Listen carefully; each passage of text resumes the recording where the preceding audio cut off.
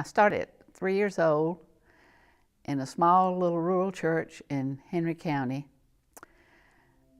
I went to Sunday school on Sunday, and I always took my little pennies and my nickel.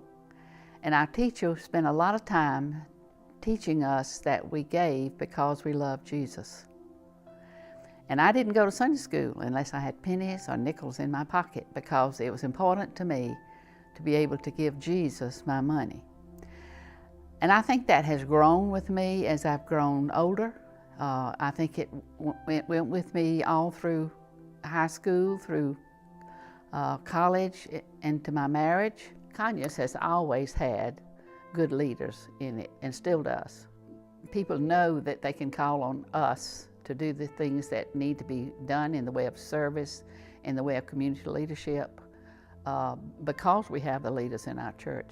And I think we are recognized because of what we do on service level as well as other levels. One of my spiritual gifts, the top spiritual gift according to the SHAPE, is giving.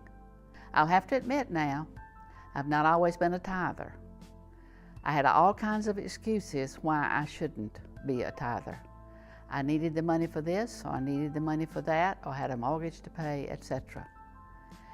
And I also decided that I was going to see what Jesus had to say about tithing, because I couldn't find a commandment from Jesus in the New Testament that I was supposed to tithe. I knew what the law said. I knew that the Bible said do that in the Old Testament. And so I struggled with that a little while, and then one day I read the 5th chapter of Matthew, where Jesus said he came not to abolish the law, but that the law through him might be fulfilled. And I said, uh-oh, Joanne. And so I started tithing. And the most interesting thing happened.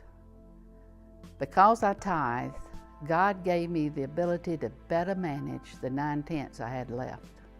And I never went without anything, to my knowledge, that I needed. My family never went without anything that we needed. So tithing is important, but tithing also includes giving of yourself in service. It's not just your money, but it's service. And so I found the opportunity in many ways to serve in my community, to serve even across this state in many areas. And God has always been there, leading me and helping me in whatever situation I found myself in. My hope for this church is that it will grow. And we can't do that sitting on pews in this church. We have to go out and find those souls in this community and bring them in and welcome them when we bring them in. That to me is priority.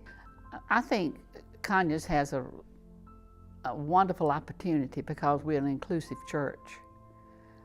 We welcome all to come to our church, and I think we have a wonderful opportunity to carry that same leadership into our community where it's needed. So there's always a place for you regardless of age.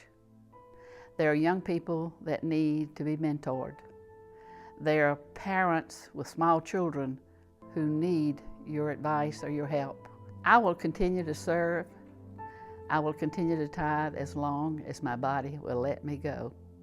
There is no place in the Bible that God says we can retire.